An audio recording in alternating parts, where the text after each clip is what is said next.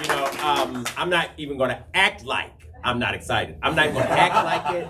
I can't even play like, you know, we're going to be quiet. I hope we're disturbing others in this room because today is the day. Yes, absolutely. Come on, give it up for it, y'all. Absolutely. Today is the day. Absolutely. Wow. I have been here before. And, you know, I'm excited to be here. I'm really excited. I canceled all my classes. I canceled choir rehearsal. I'm a church musician and all that. And I said, I've got to go. I got to go to North Carolina on the 5th. I have to be there because my brother is doing a magical thing. And really, this is a historical moment, right? By the time this day occurs and by the time this event happens, the writing, the editing, the going back, the doubting oneself, the wondering if other people will buy the book, you know, I don't know if I like that cover or not, maybe so, you know, we'll see, you know, feeling guilty because I wrote a little longer today than I spent time with the kids, right? All of that has occurred, and yet the ancestors have still said, Ashe to you, my brother, right? And they've said Ashe to you because you've done a marvelous thing. Right, which I'm going to talk about as we move forward. And even the title really speaks about the ways in which you have done a kind of ancestral resurrection here, which we'll talk about. But in some ways, I want to do this for me, but I also want to do this for the ancestors. Thank you.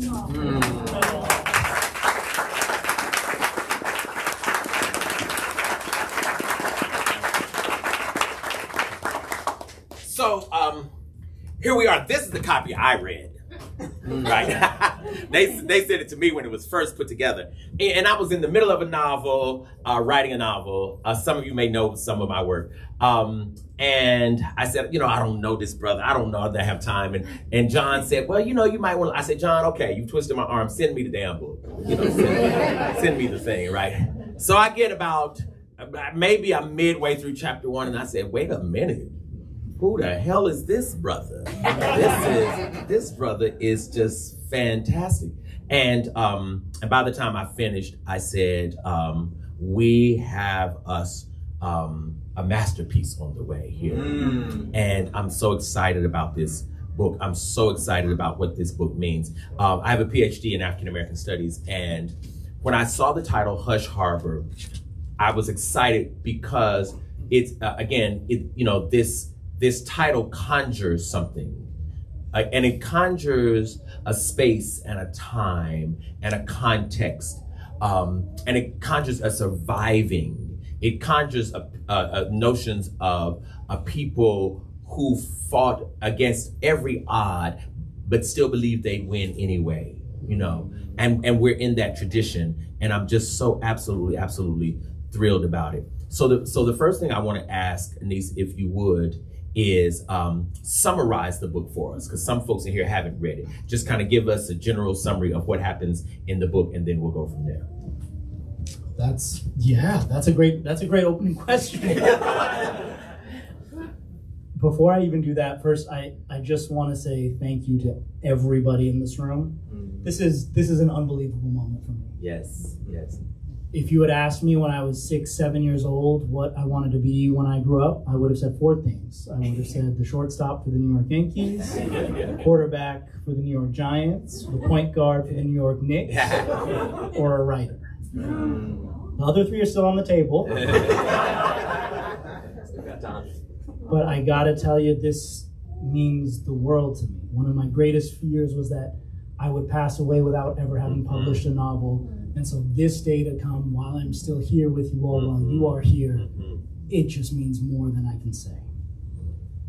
The second thing that I want to say before I summarize the novel is that I've struggled a lot with telling people about this, and I've struggled a lot with inviting people to this event itself.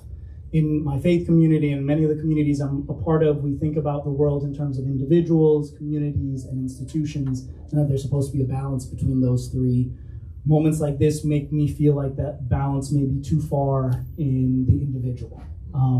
The only way that I've been able to sort of wrap my head around that and come to some sort of reconciliation with it is thinking about this moment and this space as part of a much larger discourse, as part of a much larger set of narratives that each of us touch on at different times and different moments. This one happens to have me talking a lot, which is really weird. It really should have Daniel talking a lot, by the way.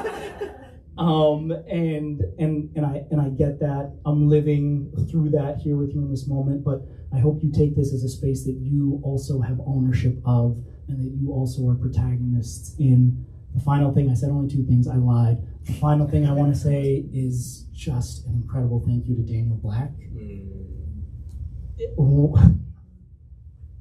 He wrote a blurb for the back of the book first, which, my God, if you read that blurb, like, blew me away. And the fact that it was him, there's many moments along this writing process that you think to yourself, man, maybe people are just buttering me up, or maybe they think they can just earn $1 off of this, or maybe whatever.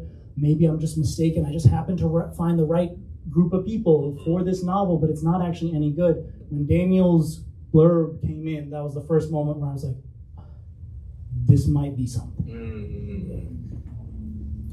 The fact that you're here today means the world to me. Yes, sir. It really does. Yes, sir. You spend so much time as a writer in your own little head, and you never know if it's worth anything, but your presence here is such validation. So thank you. Yes, sir. You are welcome.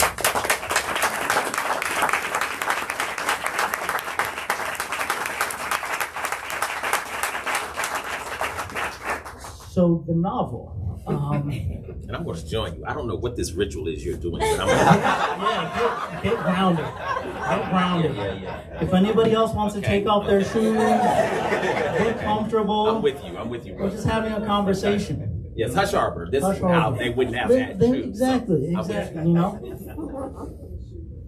So the book takes the premise of a murder of a black teenager at the hands of police, and in response to that murder, there is an act of resistance that occurs in a fictional city called Bliss, New Jersey.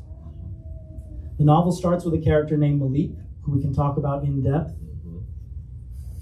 I'm looking at my brother Chris over here, who had a significant impact. I wondered who Malik was. Malik's sitting right there. I like him. I should have just called him. You follow Malik as he enters this revolution. And through him, you learn about the revolution. You learn about its principles. You learn about its leaders. You learn about its complexities and its tensions. And you also learn about the fundamental tension at the core of the book, which is, what would you sacrifice in the name of the things that you love? The next character you meet is named Quinn. She's a white woman who works for the city of Bliss, but she has deep, deep sympathies with the revolution. And she has to decide what allyship means in her body, in her time, with her principles. And so we follow her as she wrestles with this and gain extra context about the world outside of Hush Harbor, what it looks like, what enabled this place to actually exist. The next 2 characters you meet are Jeremiah and Nova Prince. They're brother and sister. They started the revolution together. They're highly intellectual, highly principled, highly charismatic people who have the same set of values, but different ways of enacting those in the world. And so as the political turmoil around Hush Harbor escalates, as the city of Bliss and as other forces, including white supremacist forces, try to, in some ways, eradicate this revolution, eradicate the space known as Hush Harbor, Jeremiah and Prince come into conflict about what to do about this. Now, I want to point to that because the key thing in this story is that this is a Black-centered story. This is a story fundamentally about how Black people confront oppression and the conversations that happen inside of Black communities. It's a story that includes other voices, but at its core is about these 2 characters wrestling with deep grief, with deep trauma, with deep, deep ideas of justice and how we enact those in the world. So that's the story.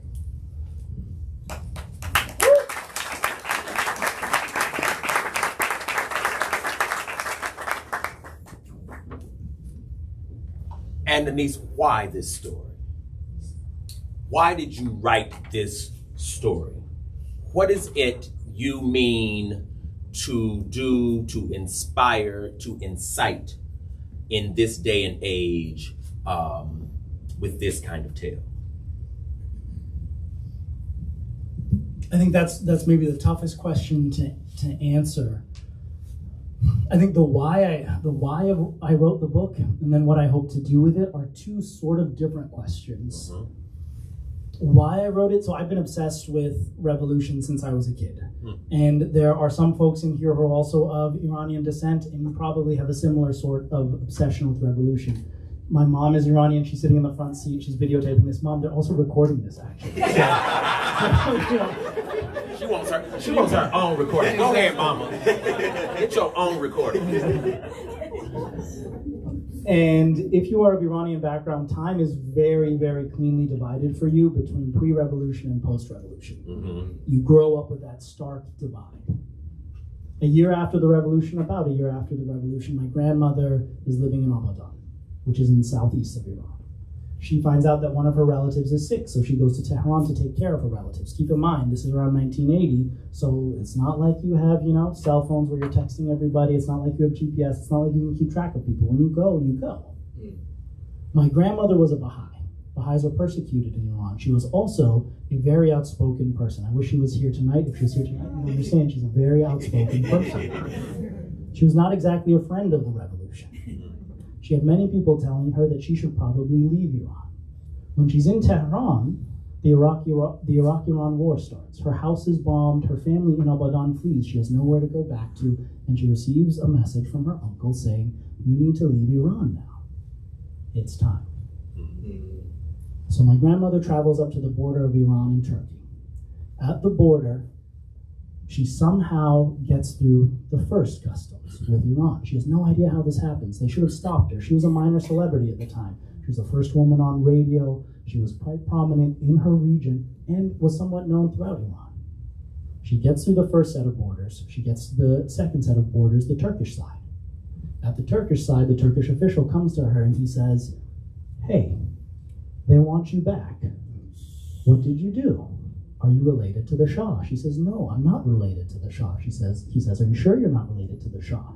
She says, "I'm not related to the Shah. I'm a Baha'i and I'm a radio announcer." Something in the fact that she's a Baha'i produces empathy in this Turkish official. He says, "Okay, go. Hide behind a set of trucks that are in the corner of this compound."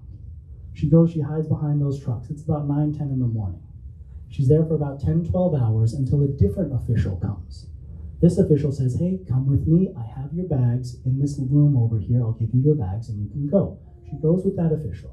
That official does not have good intentions. She somehow manages to fight this official off. She runs out of this room with her bags. She trips. She sees her bus. 3 boys, students, who she happened to befriend, who also happened to know my mom, who at this time was living in the US, pick up my grandmother, take her onto the bus. At this point, the Turkish official comes onto the bus, the original one, the first one she saw. The Turkish official says to her, "I don't know what you did, but they really want you now." He says, "I'm going to sit here next to you all the way to the end of this ride." Wow. Slowly, slowly, the bus starts moving. Several decades later, I'm in college, and I'm clearly obsessed with revolution. I go to Northern Ireland, where the Troubles occurred. A lot of what I did in Northern Ireland was interviewing paramilitary members. I wanted to understand what they were like. I wanted to understand what drew them to this. I wanted to understand how violence is possible inside of the mind of somebody who is completely rational. I remember walking up, if you've ever been to Northern Ireland, these are really small, narrow streets. I remember walking up one of these streets, knocking on a door, excited an appointment with a paramilitary member. Nobody told me who he was. Nobody gave me a name. Nobody gave me nothing. They just said, "Come to this address." That's how it works in Northern Ireland. Knocked on the door. Man opens the door, leads me up the stairs, leads me into a back room. In this back room, at the window, is sitting a gentleman. Maybe he's late 50s, early 60s, white hair, short cropped, stocky man. I sit across from him. He starts talking. He starts telling me his story. He starts telling me how he lived in a mixed neighborhood, Protestant and Catholics, before the Troubles. Start telling me how he didn't really know who was who until he was a teenager and the Troubles started happening. And all of a sudden, this family member starts leaving the neighborhood, or that friend starts leaving the neighborhood.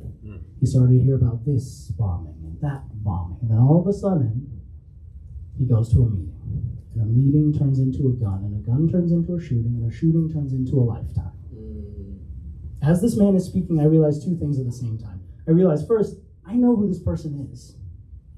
He's somewhat infamous in Belfast. He was involved in some devastating things. The second thing I realize is that I'm starting to like him. God, he spoke in this way. He spoke in this way where he looked you in the eyes, and there was such vulnerability, as if you were the only person in the world who could possibly understand what he was talking about.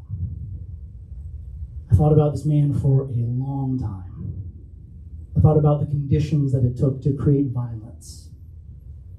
In that context, I thought to myself, well, is this possible in the United States? Is this possible under a different set of circumstances?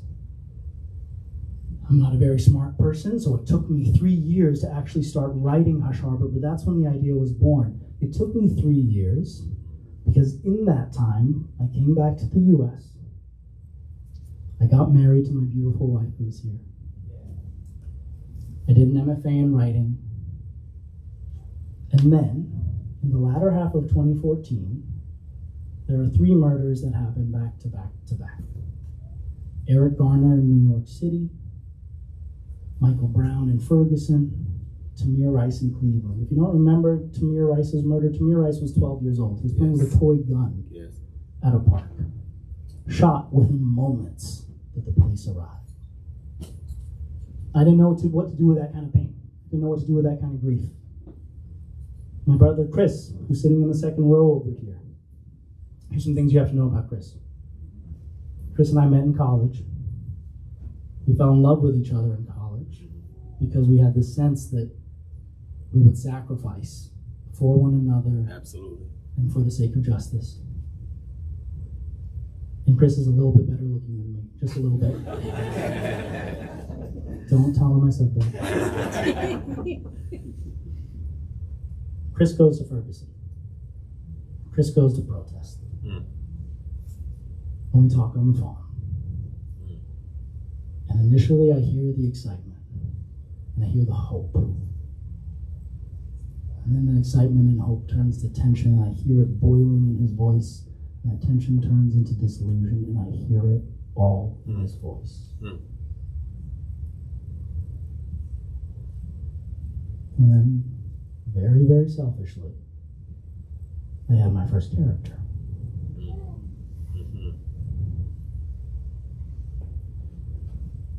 I told this to somebody once, and they said, well, what does Chris think about the book? Is he okay with this? Well, he's here, and from what I understand, he loves it. But that's how we started to write it. I want to just take a second and tell everyone in this business, a book is really judged by what happens in the first 10 days to 2 weeks from the day of its release. So if you can, on your phones, right, just hashtag, right, something. Just say, I'm at a book event, and it's amazing. It's packed up in here. The book event is for this great book called Hush Harbor. Post something. It really, really matters. It really, truly, truly, truly matters, right? So if you all can, just make a note that before you go to bed tonight, post something about this book and this moment, right? Very, very important. Another thing I'd like to ask you is to say a little something about the importance of and the meaning of names. This book, and I said perhaps I'm reading into it, but there's Jeremiah, and of course I know who Jeremiah is biblically. There's Nova. I get this, this whole that there are all these. There's the city of bliss, right? Speak to us a minute about this nomenclature, right? What you're doing in terms of naming, and how that's symbolically and spiritually important in the story. You know, it strikes me when I look at our discourse around race or around any form of oppression, that so much of what we talk about is the act of resistance, which is incredibly important. But equally, if not more important, is the act of creation. What are we trying to build? What are we trying to heal? What are we hoping for? Where are we leaning toward? Yes. And so in this novel, Jeremiah and Nova are keenly aware that they need a new kind of society. They need some level of transformation. And so every character, every place, every, even down to the murals that are chosen in the book, are carefully selected with this idea that through naming, we begin to create a new environment. There's a quote I love that goes, it's from the voice of the divine. The quote says, "I love thy creation, hence I created thee. Wherefore do thou love me, that I may name thy name and fill thy soul with the spirit of life." That I may name thy name. Essentially telling you this is who you are. Yeah, right. And so in this book, a big part of it is gestures towards the nobility and dignity of the human spirit. Yes. Saying this is fundamentally who we are. Yes. And in order to honor that, we need to create new kinds of spaces, new kinds of dialogues, new kinds of ways of being. Yes. And so that's fundamentally where that ambition is from. You know, there's something I want to say, and I can't figure out if I would give too much away. No. Go for it. Okay, good. Then I'm gonna say it. If Malik didn't push that button at the end of this goddamn book, I was going to literally fight you. I said, Malik better push the, I was literally screaming out loud. I said, if Malik doesn't push that button, I'm done with this book. I'm not even going to this book even. I did. I said, he better do it. He had better do it. And then when I got here and I said, oh, yeah, he would have done it. Yeah, he has the energy, he would have done it. Yeah. See, I thought you were Malik at first. Oh, no. Yeah, and then now that I met you, you're right, it's not you.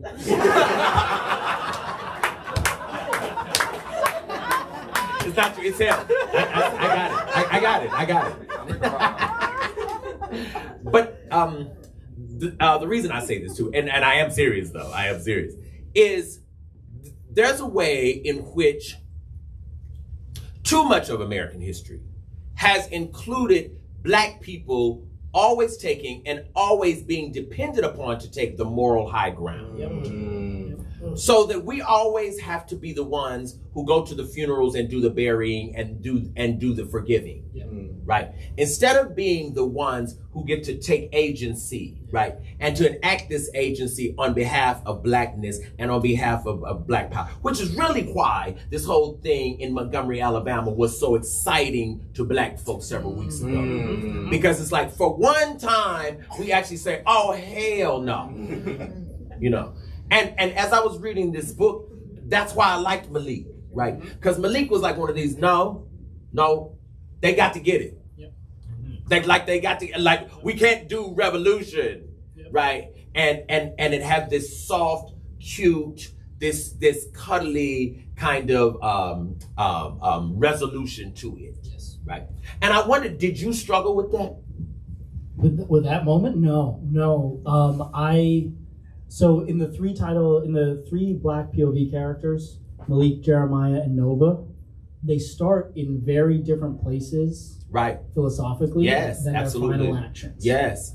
And in fact, I was mad at Jeremiah by the end. But okay. No. And I think part of it is seeing the transition in each. That's right. And I needed that transition to be fulfilled because it's reality. And and frankly, so there have been some reviews of the book that have come out. One of my favorite things that somebody has said in one of those reviews is Vance, meaning me, apologies for noting myself in the third person, but Vance doesn't preach or patronize. And I'm not here to tell you in those three POVs who made the right decision. I don't know who made the right decision. I don't know what I would have done in that. I know. I'll act like I don't know if you want me to. No. I think that's beautiful. But for me, it was a genuine struggle in that space. Mm-hmm. Of where's the boundary? What is the line? Yes. What needs to happen? Yes. How should it happen? Yeah. And I needed each of those characters to wrestle with those questions. Yeah. And each of them, by nature of who they are, came out in different places. Yes. And that was really important. So the struggles that you see at the end were always kind of envisioned. And the novel, the part of the challenge in writing the novel was drawing it backwards to, well, what steps need to happen to make these struggles make sense? Absolutely. Another question. I'm gonna just ask 2 more and then I'll turn it over to the audience. One of those is, I loved some of the gender politics of this text, right? I love that the women are not passive. I love that the women are not thought of as just people who are supporting the generals, right? I think that was very powerful. And I liked also that in some ways, the women are probably bolder to me, right, than the male character, until Malik comes into his own, right? Is your name Malik? No. Well, what's your name, brother? Chris. Oh, Chris. Oh, God. I'm gonna try to get that out of my head. Right. If I call you Malik, just roll with me. Just roll with me. And I wanted to ask, were you intentional about this in terms of the gender politics of this text? And speak a little something about the resiliently brilliant women who inform your blood. One of them sitting right here. My mom, Anise Vance, who has been through more and done more than I could ever imagine. Another one is sitting right next to my wife, is my mother-in-law, Anne Melville, who has also been through more and done more than I ever could have imagined. Yes. My grandmother I've spoken about, and my God, I wish she was here. Her health does not allow that, but I wish she was here. She is here. And my grandmother on my other side, who I did not have the privilege of getting to know as an adult, passed away when I was younger, had Alzheimer's for many years. The book is dedicated to a set of my ancestors who were slaves in who were enslaved persons in North Carolina, and my 2 grandmothers. My grandmother, who I did not get to know, I don't know if there is a way for me to adequately imagine what it must have been like in the 40s, 50s, and 60s raising 3 black boys. It's beyond me. The amount of fear that she must have carried with her every day, the amount of trepidation, the amount of shame in some ways, because that's what the society puts on you. You're supposed to feel shame for having fears. You have fear because of X, Y, or Z. It's a never-ending cycle. Yes. Those are the bloodlines that I come from. In some ways, it's really weird for me to be the person up here speaking as opposed to my wife or my mother-in-law or my mom, because it was quite intentional in the book. If there is a revolution or transformation that will occur in our world, it will occur primarily because women of color and immigrant women are the ones who lead it. Absolutely. I'm gonna switch the energy just a little bit. Whom do you read? Who Daniel and what? Black? I don't know if you heard of I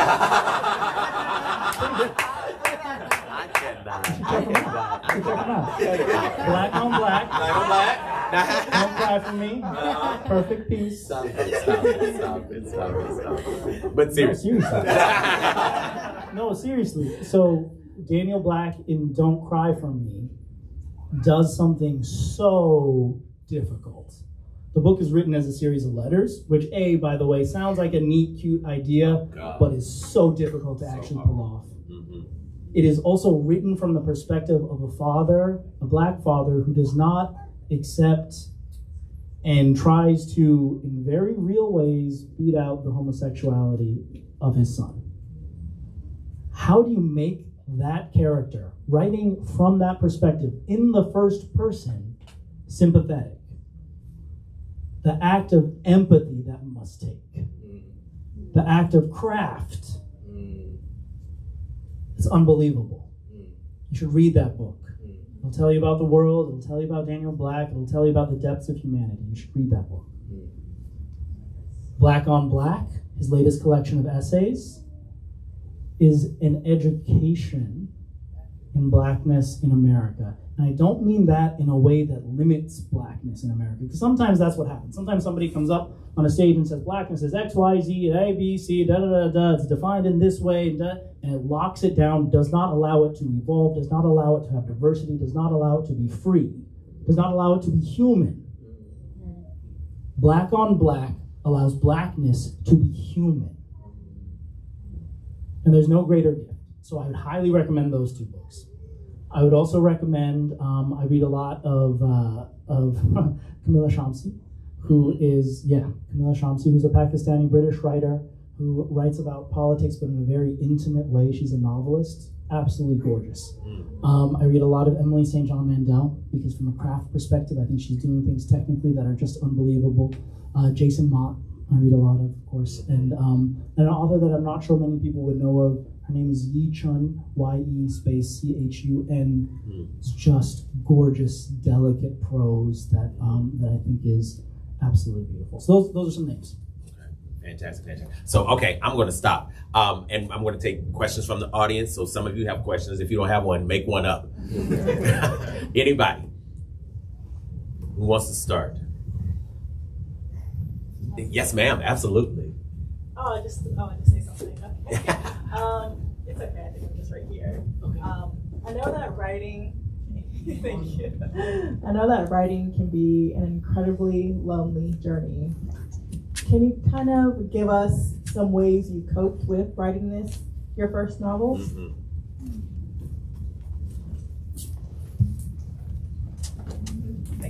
That's a really good question.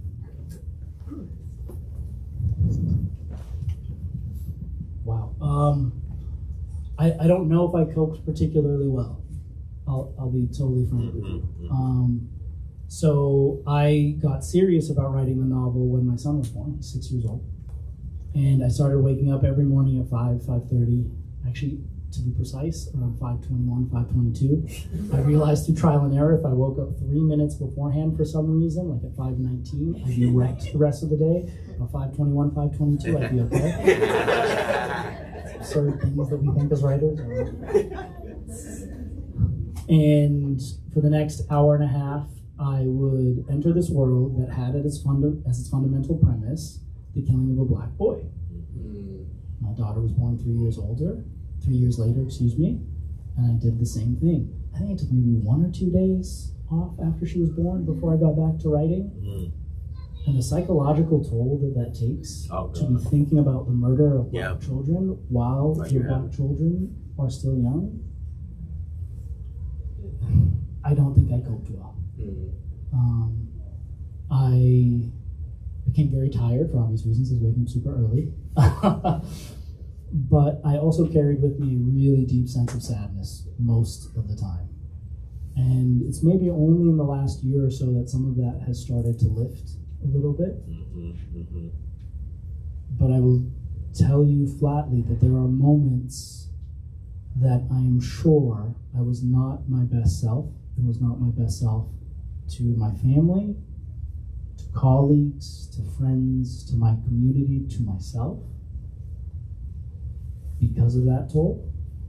And that's something I did to myself. If you are a writer in the room, I would highly encourage you to not be like me and to figure out how you're going to cope, to put in breaks for yourself. Because what I went through is nothing, obviously, in comparison to somebody who has actually had a family member involved in a police shooting. But there is a kind of confinement that comes with making your imagination live in that space every day. And it was literally every day. I didn't take days off. Holidays, breaks, no matter how many times the kids woke up, I was going to be up. The story felt urgent in that way. Yeah. But if you're writing about real things, figure out ways to cope. Your wife loves you. She really, I'm being serious. No, she really loves you. I'm a writer. I get this. I get this. I really keep her. Brother, she loves you. Because the sacrifice that people who are close to us have to make, right? Because they have to, in many ways, give us back ourselves, right? Which means they have to go without, right? In order for this creative process to occur, right? Which is a lot to ask a person, right? Now that we're on this side of it, right? Brother, love and honor her. Yes, sir. She deserves that.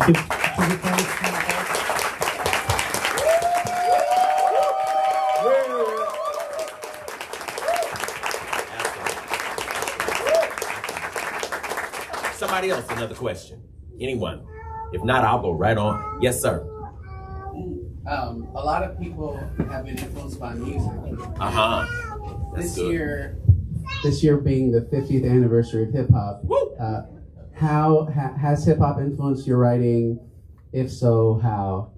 And or outlook that influenced your writing? Yeah, for sure. I don't think it's just hip hop. That's a great question. I think hip hop and music generally absolutely has. If I was to name a song that influenced the most, it's Sinner Man by Nina Simone. Where that's the feeling that I wanted in this book, this like tension that you're getting, as well as this interrogation of power that song actually goes along with. And there's a moment in the song where, you know, in that break period where it goes to the hand claps, and it's just, you just hear the hand claps, right? And then the piano comes in and it's just like a few notes. And all of a sudden you feel like you're off on a totally different trajectory. That's the feeling that I wanted in the book. I grew up listening to a lot of jazz, a lot of soul. If my sister was here, I would be pointing to her because she was the one who introduced me to a lot of music and a lot of hip hop. I was just having this conversation with Chris and Antonio, my two best friends from college, about the albums that were like our albums. And for me, growing up, it was Black Star. They had an album that came out in 2000 that informed a lot of the ways that I thought about the world. Every album, in retrospect, has a lot of problems with it and is a little bit problematic. But those sounds and the intention, the attempt to organize, make sense of, and shift the world through art was what really resonated deeply with me and what I still carry into the work. Absolutely. Is there one more? Anyone? If not, I'll pull I got some good questions. So, yes, brother.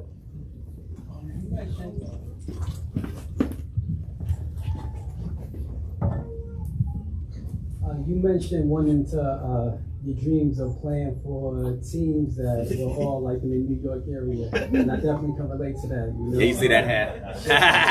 You mentioned the Yankees, so I'm going for the Mets. But you also, so we mentioned that the physical location of the book is placed in New Jersey, and New Jersey has a lot of some of the most rough neighborhoods in the state. That's right. So I would just like to know how your upbringing influenced you. I'm assuming it's that northeast area, and why did you pick New Jersey? Yeah. So I grew up all over the place, actually.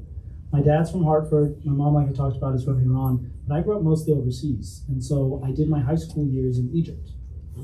Which is another place that had a revolution in 2011 and then again in 2014. And so these revolutions seem to sort of circle my life a little bit.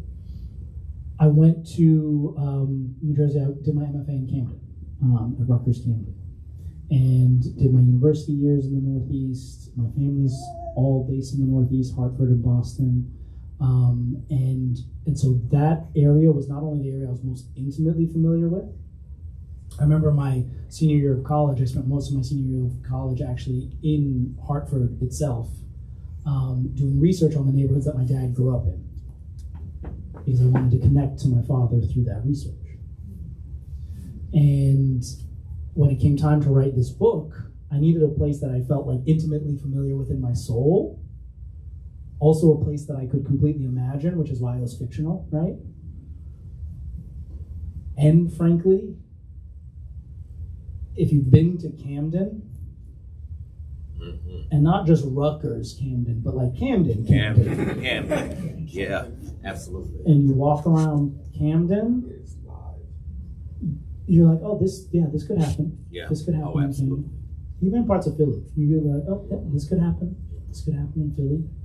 And that like sense of it, it's, this is going to be weird to say, man, but it's the same feel, the same sense that you get in Sinnerman, the song, where it's like anything could happen in this song. Anything could happen in this space with this level of tension. And so writing a novel inside of that becomes really exciting and full of possibility. Absolutely. I was in Philly in the 90s, right?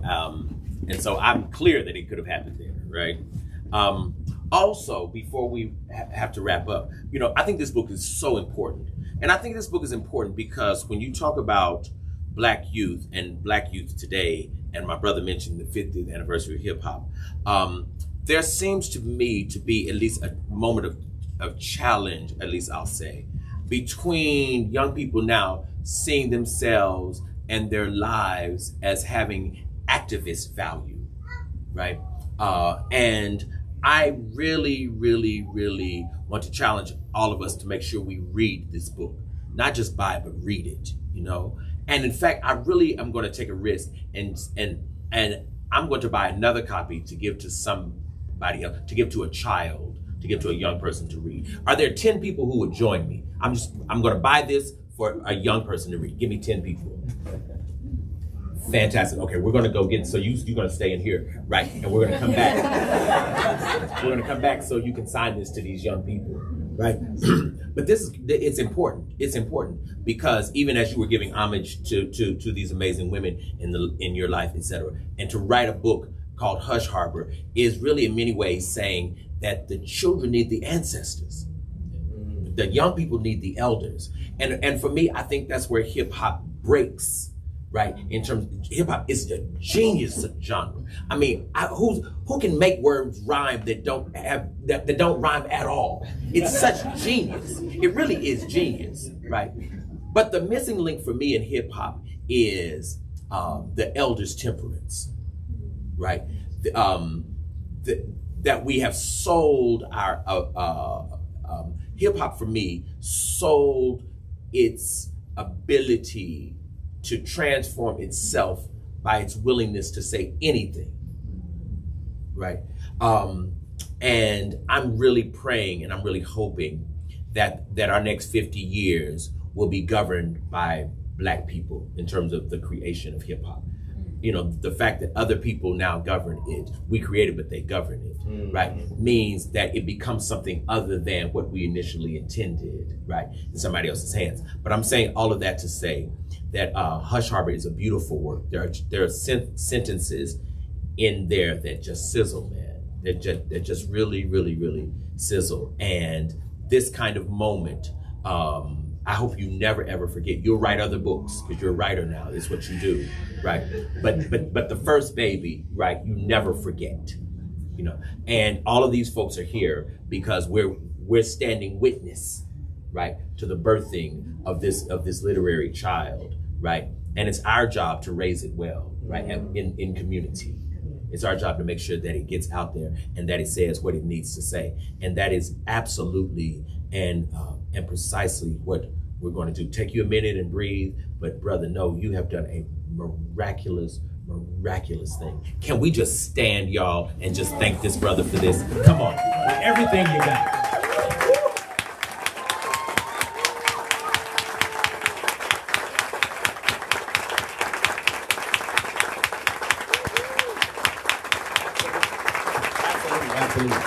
So you have a lot more books to sign. Do you want to do it here or do you want to do it at the table?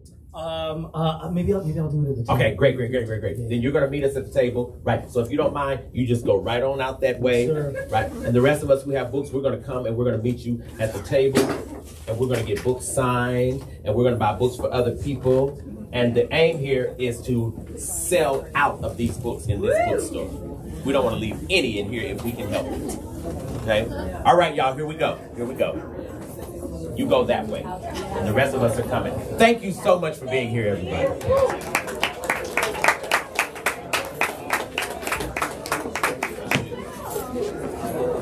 Nice to meet you. Oh, yes, ma'am. What an honor. Yes, ma'am. Yes, ma'am. What's up, brother? Thank you for being here, man. Minnie? Spell it for me. M-A-N. Man, nice to meet you, brother. Your beard is perfect. Man, I wish my group was like that. Nice to meet you. Absolutely. Hello, mother. Nice to meet you. Oh, yes, ma'am. What an honor to meet you. Yes, ma'am. Yes, ma'am. Hello, sir. I'm really much speechless.